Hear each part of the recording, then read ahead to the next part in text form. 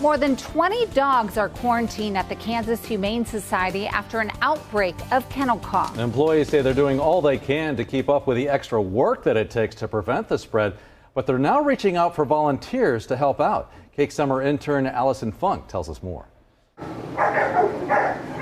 All dogs need love, all animals need love, and this is where they get it pretty much. Job coach Megan Saunders and her volunteers showed up to the Kansas Humane Society today, ready to do laundry. Bags of linens and toys have been piling up the past 2 weeks after kennel cough spread throughout the shelter. It's been a long line for a while because they're so short on, I'm assuming, people, and they've had a lot of dogs and stuff and a lot of puppies here lately.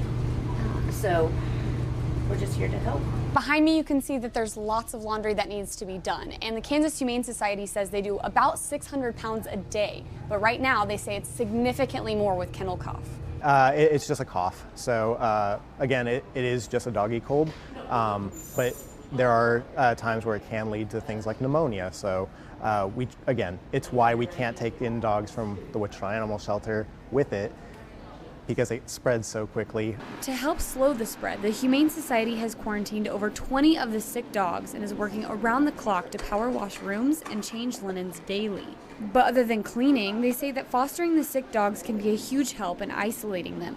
Even if you aren't ready for an adoption, you can still foster an animal, so it's an incredible thing. Kennel cough can only be spread to other dogs and cannot harm humans or other pets like cats. The Humane Society says they will provide foster homes with food, medicine, and anything else you need. They just ask that you keep them away from other dogs.